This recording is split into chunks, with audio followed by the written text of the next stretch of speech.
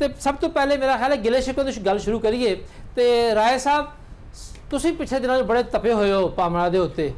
ਤੁਹਾਨੂੰ ਪਾਮਰਾ ਦੀ ਕਿਸ ਚੀਜ਼ ਤੇ ਇਤਰਾਜ਼ ਹੈ ਤੇ ਕਿਉਂ ਇਤਰਾਜ਼ ਹੈ? ਤੇ ਜੀ ਰਾਏ ਸਾਹਿਬ ਤੁਹਾਡੇ ਕੀ ਗਿਲੇ ਸ਼ਿਕਵੇ ਨੇ? अस्सलाम वालेकुम जी। सब तो पहले तो मैं पामरा नूं ये कहना चाहना भी सानू दिंदे की है पंजाब दी मंडियां च की डेवलपमेंट है अज तक 2018 तो पामरा नूं ला लो या पिछले 78 साल तो मार्केट कमेटियां नूं ला लो डेवलपमेंट की है सानू दिंदे की है तो फिर साडे कोल लई की जांदे है। सब तो बड़ा तासु गल ये है कि असी मार्केट कमेटी नूं फीस हमेशा दिती है, हर आड़तीए ने दिती है, थोड़ी जो इन्हां ने फिक्स की वो दिती। अगर इन्हां कोल नहीं पहुंचती तो ਉਹਦੇ ਵਿੱਚ ਆੜਤੀ ਦਾ ਕੋਈ ਗੁਨਾਹ ਨਹੀਂ ਹੈ। ਉਹ ਇਹਨਾਂ ਦੀ ਗਲਤ ਐਡਮਿਨਿਸਟ੍ਰੇਸ਼ਨ ਲੂਜ਼ ਐਡਮਿਨਿਸਟ੍ਰੇਸ਼ਨ ਦੀ ਵਜ੍ਹਾ ਨਾਲ ਇਹਨਾਂ ਕੋਲ ਨਹੀਂ ਪਹੁੰਚਦੀ ਔਰ ਉਹਦੀ ਵਜ੍ਹਾ ਨਾਲ ਇਹ ਡਿਵੈਲਪਮੈਂਟ ਕਰਨ ਨਾ ਕਰਨ ਇਹਨਾਂ ਦਾ ਮਸਲਾ ਹੈ ਆਪਣੀ ਸਿਸਟਮ ਨੂੰ ਕੰਟਰੋਲ ਕਰਨ ਔਰ ਉਹਦੇ ਵਾਸਤੇ ਪਿਛਲੇ ਸਾਲ ਚੇਅਰਮੈਨ ਪਾਮਰਾ ਮਲਕ ਅਹਿਮਦ ਸਈਦ ਸਾਹਿਬ ਨੇ ਸਾਡੇ ਨਾਲ ਮੀਟਿੰਗ ਕੀਤੀ। ਉਹਨਾਂ ਨੇ ਕਿਹਾ ਯਾਰ ਕੋਈ ਮਾਮਲਾਤ ਨੂੰ ਬਿਹਤਰ ਕਰਨਾ ਹੈ, ਅਸੀਂ ਇਸ ਪਾਮਰਾ ਨੂੰ ਔਰ ਮੰਡੀਆਂ ਥੋੜੀਆਂ ਨੂੰ ਡਿਵੈਲਪਮੈਂਟ ਵੀ ਕਰਨੀ ਹੈ ਔਰ ਉਹਨਾਂ ਨੇ ਸਾਰੇ ਦੋਸਤਾਂ ਨੂੰ ਰਿਕੁਐਸਟ ਕੀਤੀ। ਅਸੀਂ ਉੱਤੇ ਭਰਪੂਰ ਤਾਵਨ ਕੀਤਾ। ਇਸ ਮਾਰਕੀਟ ਫੀਸ ਨੂੰ ਅਮਲੇ ਦੇ ਜੰਗਲ ਚੋਂ ਕੱਢ ਕੇ ਠੇਕੇਦਾਰ ਦੇ ਅੱਗੇ ਰੱਖ ਆਊਟਸੋਰਸ ਕਰਵਾਤਾ ਤੁਸੀਂ? ਆਊਟਸੋਰਸ ਕਰਵਾਤਾ। ਉਹ ਆਊਟਸੋਰਸ ਕਰਵਾਉਣ ਦੀ ਵਜ੍ਹਾ ਨਾਲ ਇਹ ਹੋਇਆ ਕਿ ਇਹਨਾਂ ਕੋਲ ਅੱਛੀ ਕਮਾਊਂਟ ਆ ਗਈ ਔਰ ਮੈਂ ਸਮਝਦਾ ਵੀ ਇਹਨਾਂ ਦੇ ਮੂੰਹ ਨੂੰ ਇੱਕ ਜਿਵੇਂ ਖੂਨ ਲੱਗ ਗਿਆ, ਉਹ ਸਮਝ ਲਓ ਵੀ ਖੂਨ ਲੱਗ ਗਿਆ ਔਰ ਉਸ ਤੋਂ ਬਾਅਦ ਇਹ ਹੁਣ ਹਰ ਚੀਜ਼ ਨੂੰ ਆਊਟਸੋਰਸ ਕਰਨਾ ਚਾਹ ਰਹੇ। ਮੈਂ ਇਹ ਚਾਹ ਰਿਹਾ ਪਹਿਲਾਂ ਐਂਟਰੀ ਫੀਸ ਆਊਟਸੋਰਸ ਕੀਤੀ, ਉਹ ਚੇਅਰਮੈਨ ਪਾਮਰਾ ਨੇ ਬਹੁਤ ਜ਼ਿਆਦਾ ਮਿਹਰਬਾਨੀ ਕੀਤੀ, ਡੀਜੀ ਸਾਹਿਬ ਨੇ ਬਹੁਤ ਜ਼ਿਆਦਾ ਮਿਹਰਬਾਨੀ ਕੀਤੀ, ਉਹ ਸਾਡੇ ਮੌਕਫ ਨੂੰ ਮੰਨਿਆ ਔਰ ਸਾਨੂੰ ਉਹ ਠੇਕੇਦਾਰਾਂ ਤੋਂ ਜਾਨ ਛੁਡਾਤੀ ਔਰ ਅਸੀਂ ਕਹਿੰਦੇ ਹਾਂ ਕਿ ਇਹ ਤਾਂ ਇੰਪਲੀਮੈਂਟ ਹੋ ਹੀ ਨਹੀਂ ਸਕਦੀ। ਇੱਕ ਢੇਰੀ ਹੋਰ ਰੇਟ ਦੀ, ਇੱਕ ਢੇਰੀ ਹੋਰ ਰੇਟ ਦੀ, ਇੱਕ ਢੇਰੀ ਹੋਰ ਰੇਟ ਦੀ, ਲੋ ਪ੍ਰਾਈਸ ਹਾਈ ਪ੍ਰਾਈਸ ਕੌਣ ਕਰੇਗਾ? ਇਹਨੂੰ ਰੋਜ਼ ਬੈਠ ਕੇ ਇਹਨਾਂ ਦਾ ਮੁੰਸ਼ਪੁਣਾ ਕੌਣ ਕਰੇਗਾ? ਮਹਿਕਮੇ ਦਾ ਮੁੰਸ਼ਪੁਣਾ ਕਰਨਾ ਪੈ ਜਾਏਗਾ, ਫਿਰ FBR ਦਾ ਮੁੰਸ਼ਪੁਣਾ ਕਰਨਾ ਪੈ ਜਾਏਗਾ। ਅਸੀਂ ਤਾਂ ਸ਼ਾਮ ਨੂੰ ਸਾਰਾ ਦਿਨ ਕੰਮ ਕਰਕੇ ਤੇ ਸ਼ਾਮ ਨੂੰ ਠੇਕੇਦਾਰ ਨਾਲ ਬਹਿ ਕੇ ਪੰਚਾਇਤ ਕਰੀਏ ਵੀ ਆ ਜਾ ਅੱਜ ਦਾ ਰੇਟ ਬਣਾ ਲਾ, ਕੱਲ ਦਾ ਰੇਟ ਬਣਾ ਲਾ, ਪਰਸੋਂ ਦਾ ਰੇਟ ਬਣਾ ਲਾ। ਇਹ ਪੋਸੀਬਲ ਹੀ ਨਹੀਂ ਹੈ। ਇਹ ਫਿਕਸ ਹੀ ਕਰਨ, ਜਿਤਨੀ ਵੀ ਕਰਨ, ਉਹ ਫਾਮੋ ਤਫਹੀਮ ਨਾਲ ਸਾਡੇ ਨਾਲ ਬੈਠ ਕੇ ਉਹਨੂੰ ਫਿਕਸ ਕਰ ਦੇਣ। ਮੇਰਾ ਤਾਂ ਸਭ ਤੋਂ ਬੜਾ ਮੇਨ ਕਿੰਨੀ ਫਿਕਸ ਹੋਣੀ ਚਾਹੀਦੀ ਜੀ?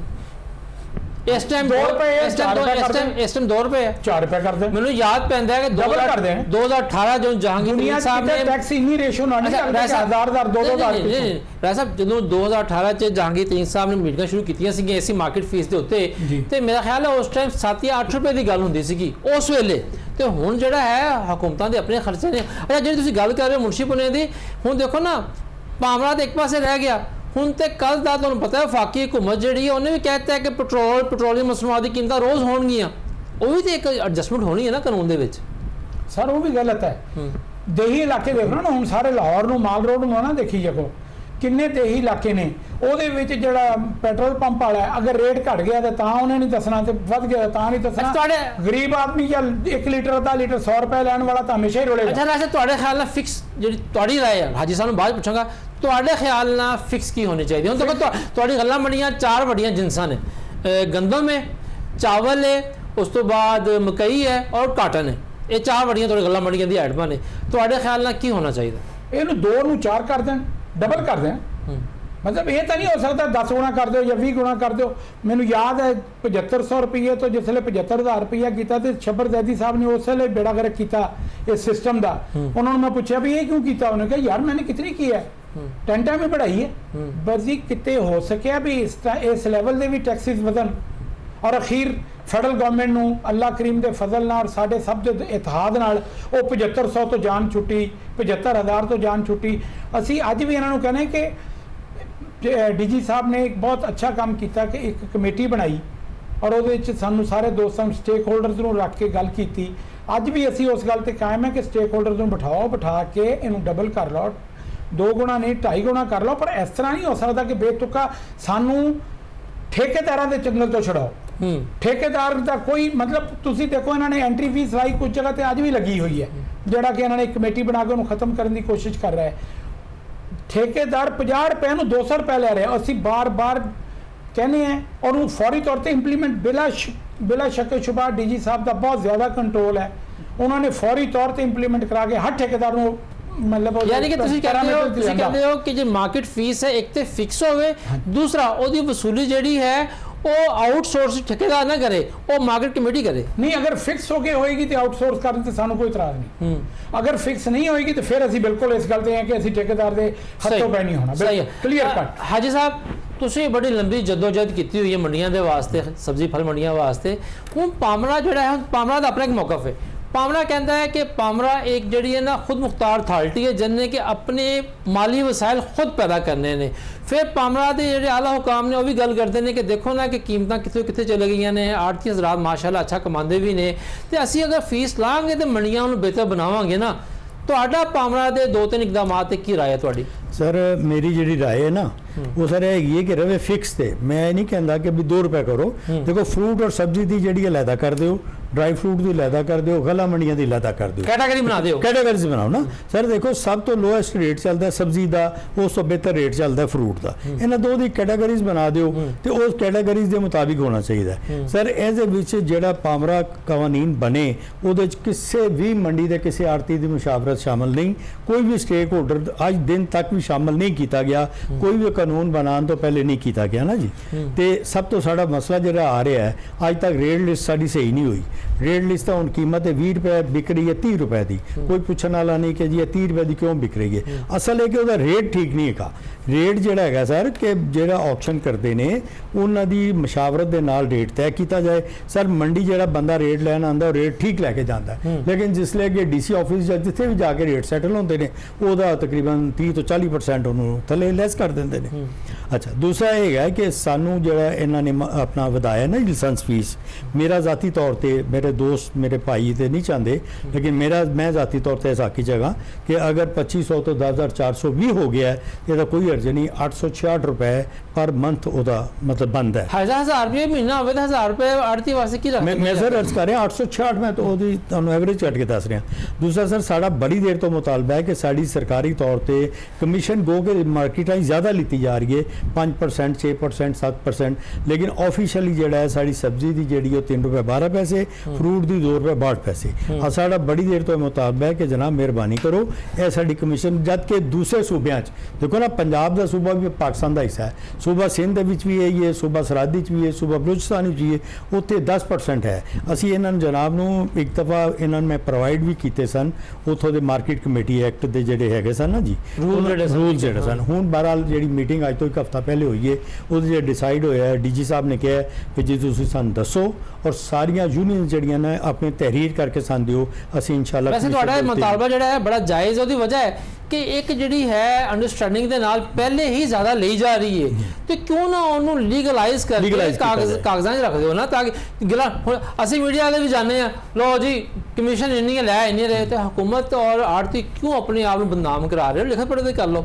मजीद की कहते हो साहब? मजीद सर जो तुम फरमाया ना कि 26 साल बाद नहीं हो रहा, 2010 यदी डेवलपमेंट एक दफ़ा हुई है, वो 2 करोड़ 25 लाख रुपया सब्जी मंडिया से मंजूर होया सी, 2 करोड़ 80 लाख रुपया फ्रूट मंडिया से मंजूर होया सी। मेयर मंजूर साहब मरहूम उसले साढ़े सैकटरी सन तो वो डेवलपमेंट हुई सी। साढ़े अलहमदुलिल्लाह बहुत सारी हो गई सी, सब्जी मंडी नहीं सी हुई। सर एक यह है कि 4 दीवारी जी बनाई जाए, कोई बंदा बगैर लाइसेंस के 4 दीवारी के अंदर काम नहीं कर सकता।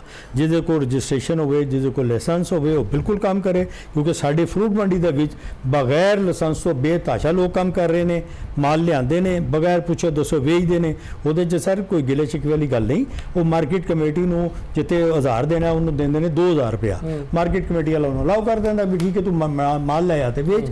वो सर किसी दुकान के नाल होना चाहिए जिसका लाइसेंस बने।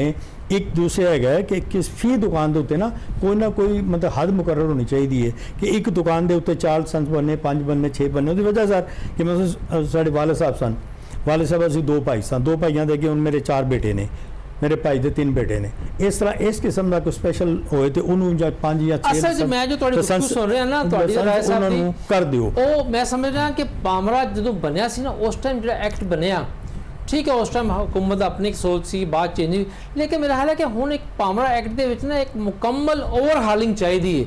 और जिस तरह तुसीं गल कीती कि मुशावरत, हुण ये तो चीमा साहब नूं पुछदे हैं ना कि जी तुसीं क्यों नहीं मुशावरत करते, तो चीमा साहब अज तक नहीं कीती सर। सही सही।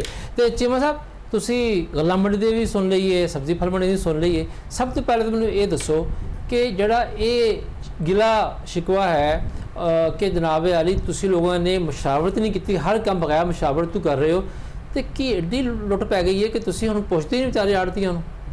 बिस्मिल्लाहिर्रहमानिर्रहीम। नहीं रिजवान साहब, इससे मशावरत का अमल तो जारी रहता है और ये जारी रहेगा। पंजाबी से बहुत अच्छी बोलते हो चीमा साहब। अच्छा, मशावरत जी ना वो तो असी हमेशा करने हैं, वो साडा बिलीव है कि वो बगैर तो कोई काम नहीं करते। राय साहब अपना हाजी रमज़ान साहब सब दिन साडी मशावरत आल पंजाब की मुख्तलिफ मंडियां दे नाल मशावरत रही और इतने सैशन वो तो सामने बैठे कह रहे साडी मशावरत नहीं हुई। अच्छा नहीं, इन्हां दे ते साडे कोल हर चीज़ मौजूद है, वो वैसे हुण कह रहे हैं तो वक्री गल है, लेकिन मशावरत दे विच इन्हां दे नाल अगर एग्री ना करना किसी चीज़ दे नाल वो एक वक्री गल है, लेकिन मशावरत वो जरूर की राय मुख्तलिफ हो सकती है, लेकिन यह नहीं कह सकते कि मशावरत नहीं की, इसलिए मशावरत की गई है। लेकिन देखो मंडियां इन्हां दियां ने, इन्हां वास्ते ही काम होना में ਅਸੀਂ ਕੋਈ ਗਵਰਨਮੈਂਟ ਕੋਲੋਂ ਪੈਸਾ ਨਹੀਂ ਲੈਂਦੇ, ਇੱਥੋਂ ਹੀ ਫੰਡ ਜਨਰੇਟ ਹੁੰਦੇ ਨੇ, ਉੱਥੋਂ ਹੀ ਤਨਖਾਹਾਂ ਜਾਣੀਆਂ ਨੇ, ਉੱਥੋਂ ਹੀ ਪੈਨਸ਼ਨ, ਉਹੀ ਉੱਥੋਂ ਹੀ ਮੰਡੀਆਂ ਤੇ ਪੈਸੇ ਲੱਗਣੇ ਨੇ। ਤੇ ਹੁਣ ਅਲਹਮਦੁਲਿਲਾ ਤੁਸੀਂ ਦੇਖ ਰਹੇ ਹੋ ਪੰਜਾਬ ਦੀ ਅਕਰਾਸ ਮੰਡੀਆਂ ਦੇ ਵਿੱਚ ਸਾਰੇ ਡਿਵੈਲਪਮੈਂਟ ਦੇ ਕੰਮ ਹੋ ਰਹੇ ਨੇ। ਲਾਹੌਰ ਦੀ ਮੰਡੀ 'ਚ ਵੀ ਡਿਵੈਲਪਮੈਂਟ ਦਾ ਕੰਮ ਹੈ, ਸਫਾਈ ਸੁਥਰਾਈ ਦਾ ਕੰਮ ਵੀ ਇੱਥੇ ਹੀ ਹੋਣਾ ਹੈ, ਇਨਕਰੋਚਮੈਂਟ ਬਾਕੀ ਜੋ ਡਿਵੈਲਪਮੈਂਟ ਸਾਰੀਆਂ ਚੀਜ਼ਾਂ ਇਹਦੇ ਤੇ ਹੋਣੀਆਂ ਨੇ। ਤੇ ਅਗਰ ਪੈਸੇ ਆਉਣਗੇ ਤੇ ਫਿਰ ਇਹ ਚੀਜ਼ਾਂ ਹੋਣਗੀਆਂ ਨਾ। ਵਕਤ ਦੇ ਨਾਲ ਨਾਲ ਯੂਟਿਲਿਟੀਜ਼ ਮਹਿੰਗੀਆਂ ਹੁੰਦੀਆਂ ਜਾ ਰਹੀਆਂ ਨੇ।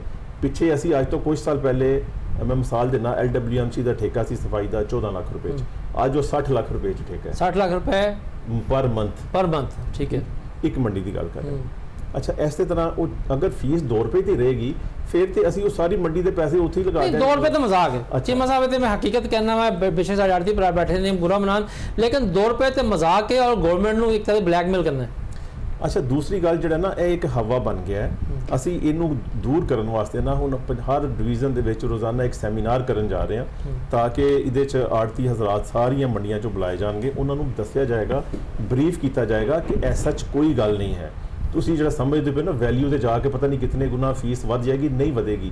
ਅਗਰ ਫਰਕ ਆਏਗਾ तो थोड़ा बहुत आएगा, 19-20 ਦਾ ਫਰਕ ਜ਼ਰੂਰ ਆਏਗਾ। ਤੁਸੀਂ ਮੋਟਾ ਫਰਕ ਬਣਾ ਕੇ ਚਾਰ ਬਣਾਇਆ, ਕੀ ਕਿੰਨਾ ਫਰਕ ਆ ਰਿਹਾ? ਡਿਸਕਸ ਕਰ ਰਹੇ ਸਨ ਕਿ ਮੈਨੂੰ ਚਾਰ ਦਾ ਆਪਣਾ ਦੱਸ ਦਿਓ, ਇਹਦਾ ਮਕਈ ਦਾ, ਗੰਦਮ ਦਾ, ਮੂੰਜੀ ਦਾ।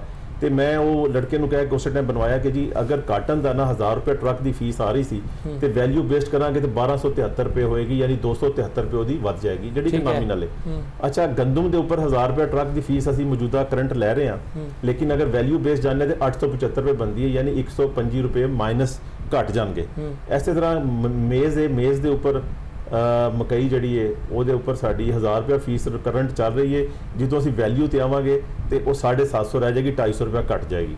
ਬਾਜਰੇ ਦੇ ਉੱਪਰ 1000 ਰੁਪਏ ਫੀਸ ਆ ਰਹੀ ਹੈ, 804 ਰੁਪਏ ਬਣਦੀ ਹੈ ਵੈਲਿਊ ਦੇ ਮੁਤਾबिक ਐਡਵਲਰਮ ਬੇਸਿਸ ਤੇ ਉਹ 196 ਰੁਪਏ ਲੈਸ ਹੋ ਜਾਏਗੀ। ਅੱਛਾ, ਇਹ ਚੀਜ਼ਾਂ ਨੇ ਜਿਹੜੀਆਂ ਕਿ ਇਹਨਾਂ ਨੂੰ ਦੱਸਣ ਵਾਲੀਆਂ ਨੇ। ਹਾਂ, ਦੂਸਰੀ ਗੱਲ ਜਿਹੜੀ ਸਭ ਤੋਂ ਜ਼ਿਆਦਾ ਇਹਨਾਂ ਦੇ ਤਫਜ਼ਾਤ ਨੇ, ਬੜੇ ਜਾਇਜ਼ ਤਫਜ਼ਾਤ ਨੇ ਕਿ ਰੋਜ਼ਾਨਾ ਅਗਰ ਅਸੀਂ ਇਹਦੀ ਵੈਲਿਊ ਬੈਠ ਕੇ ਡਿਟਰਮਨ ਕਰਾਂਗੇ, ਰੋਜ਼ਾਨਾ ਲੜਾਈ ਹੋਏਗੀ। ਉਹਦੇ ਵਾਸਤੇ ਡੀਜੀ ਸਾਹਿਬ, ਚੇਅਰਮੈਨ ਸਾਹਿਬ ਨੇ ਬੜੀ ਮਿਹਰਬਾਨੀ ਕੀਤੀ ਹੈ ਕਿ ਇਹਨਾਂ ਆੜਤੀਆਂ ਦੀ ਹੀ ਹਰ ਮੰਡੀ ਲੈਵਲ ਤੇ ਇੱਕ ਕਮੇਟੀ ਨੋਟੀਫਾਈ ਕਰਤੀ ਹੈ। ਅੱਛਾ, ਉਸ ਨੋਟੀਫਾਈ 'ਚ ਆੜਤੀ ਹੋਣਗੇ, ਕਮੇਟੀ ਹੋਏਗੀ, ਉਹ 4 ਮਹੀਨੇ ਵਾਸਤੇ ਵੈਲਿਊ ਦੀ ਐਵਰੇਜ ਕੱਢ ਕੇ ਜਿਹੜੀ ਲੋਐਸਟ ਲੈਵਲ ਤੇ ਹੋਏਗੀ। ਮਿਸਾਲ ਦੇ ਚੀਜ਼ ਦੇ ਇਹ ਅਵਲ ਦਾ ਨਹੀਂ, ਦੋਮ ਦਾ ਨਹੀਂ, ਸੋਮ ਦਾ ਨਹੀਂ, ਚਹਾਰਮ ਦਰਜੇ ਦਾ ਰੇਟ ਲੈ ਲੈਣ ਵੈਲਿਊ ਦਾ, ਉਹਦੀ ਵੈਲਿਊ ਲੈ ਕੇ 4 ਮਹੀਨੇ ਵਾਸਤੇ ਲਾਕ ਕਰ ਦੇਣ ਤੇ ਉਸ ਵੈਲਿਊ ਨੂੰ ਅਸੀਂ ਬਕਾਇਦਾ ਇੱਕ ਗੱਡੀ ਦੀ ਫੀਸ ਕੱਢ ਕੇ ਤੇ ਅਸੀਂ ਉਹਦਾ ਫਲੈਕਸ ਲਗਾ ਦਿਆਂਗੇ। ਠੇਕੇਦਾਰ 4 ਮਹੀਨੇ ਤੱਕ ਜਿਸ ਤਰ੍ਹਾਂ ਹੁਣ ਵਜ਼ਨ ਤੇ ਲੈ ਰਿਹਾ, ਐਸੇ ਤਰ੍ਹਾਂ ਵੈਲਿਊ ਦੀ 4 ਮਹੀਨੇ ਦੇ ਮੁਤਾਬਕ ਲੈਣ ਦਾ ਪਾਬੰਦ ਹੋਏਗਾ। 4 ਮਹੀਨੇ ਬਾਅਦ ਅਸੀਂ ਫੇਰ ਆੜਤੀਆਂ ਨਾਲ ਮੀਟਿੰਗ ਕਰਾਂਗੇ, ਜੋ ਇਹ ਕਹਿਣਗੇ ਕਿ ਵੀ ਇਹ 2 ਰੁਪਏ ਵਧਾ ਲਓ, ਇਹਦੀ ਕੀਮਤ 2 ਘਟਾ ਲਓ, ਉਹਦੇ ਮੁਤਾਬਕ ਹੀ ਅਸੀਂ ਵੈਲਿਊ ਦੇ ਮੁਤਾਬਕ ਕਰਕੇ ਨਵਾਂ ਕੱਢ ਲਾਂਗੇ। ਸਾਲ 'ਚ 4 ਦਫਾ ਅਸੀਂ ਬੈਠਣਾ, ਹਰ ਰੋਜ਼ ਨਹੀਂ ਬੈਠਣਾ, ਉਹ ਵੀ ਇਹਨਾਂ ਦੀ ਸਹੂਲਤ ਵਾਸਤੇ ਤਾਂ ਕਿ ਅਸੀਂ ਸੀਜ਼ਨ ਬਦਲਦਾ ਹੈ, 3-4 ਮਹੀਨੇ ਬਾਅਦ ਕੋਈ ਨਵਾਂ ਸੀਜ਼ਨ ਆ ਜਾਂਦਾ ਹੈ, ਨਵੀਂ ਫਸਲ ਆ ਜਾਂਦੀ ਹੈ, ਉਹਦੇ ਵਾਸਤੇ ਫਿਰ ਜਿਹੜਾ ਨਾ ਬੈਠਣਾ ਪੈਂਦਾ ਵੇ ਤੇ ਕੋਈ ਇਤਨਾ ਜ਼ਿਆਦਾ ਇੰਪੈਕਟ ਨਹੀਂ ਹੈ। ਬਾਕੀ ਜਿਹੜੀ ਇਹਨਾਂ ਦੀ ਕਮਿਸ਼ਨ ਦੀ ਗੱਲ ਹੈ ਉਹ ਇਹਨਾਂ ਦੀ ਬਿਲਕੁਲ ਉਹ ਵੀ ਜਾਇਜ਼ ਗੱਲ ਹੈ। ਉਹਦੇ 'ਚ ਅਸੀਂ ਇਹਨਾਂ ਨੂੰ ਕਿਹਾ ਕਿ ਤੁਸੀਂ ਆਪਣਾ ਸਾਨੂੰ ਇੱਕ ਤਹਿਰੀਰੀ ਦਰਖਾਸਤ ਦਿਓ ਦੂਸਰੇ ਸੂਬਿਆਂ ਦੇ। ਕਿੰਨੀ ਦਫਾ ਤੇ ਦੇ ਚੁੱਕੇ ਨੇ ਇਹ ਹੁਣ ਪਾਮਰਾ ਜਿਹੜੀ ਇਹਨਾਂ ਦੀ ਮੀਟਿੰਗ ਹੋਈ ਹੈ ਡੀਜੀ ਸਾਹਿਬ, ਚੇਅਰਮੈਨ ਸਾਹਿਬ ਨਾਲ, ਉਹਨਾਂ ਨੇ ਇਹਨਾਂ ਨੂੰ ਕਿਹਾ ਕਿ ਤੁਸੀਂ ਲਿਆਓ, ਅਸੀਂ ਜ਼ਰੂਰ ਬੋਰਡ 'ਚ ਰੱਖ ਕੇ ਉਹਦਾ ਕਰਨੇ ਆ, ਲੇਕਿਨ ਸਾਨੂੰ ਨਾਲ ਉਹਦੇ ਪ੍ਰੂਫ ਲਗਾ ਦਿਓ ਕਿ ਦੂਜੇ ਸੂਬਿਆਂ ਦੇ ਵਿੱਚ ਕੀ ਚੱਲ ਰਿਹਾ, ਸਾਡੇ ਕੀ ਚੱਲ ਰਿਹਾ, ਤਾਂ ਕਿ ਅਸੀਂ ਵੀ ਤੁਹਾਨੂੰ ਐਟਪਾਰ ਲੈ ਆਈਏ। ਵੈਸੇ ਸਬੂਤ ਇਸ ਦੌਰੇ ਹਕੂਮਤ ਦੇ ਵਿੱਚ ਕਿ ਕਿਸੇ ਵੀ ਦੌਰੇ ਹਕੂਮਤ ਨਾ ਕੋਈ ਸਬੂਤ ਆਂਦਾ ਹੈ ਨਾ ਦਿੰਦਾ ਹੈ, ਲੇਕਿਨ ਉਹ ਕਹਿੰਦੇ ਪਏ ਨੇ ਕਿ ਅਸੀਂ ਦੇ ਚੁੱਕੇ ਹੋਏ ਨੇ ਬਾਕੀ ਸੂਬਿਆਂ ਦੇ।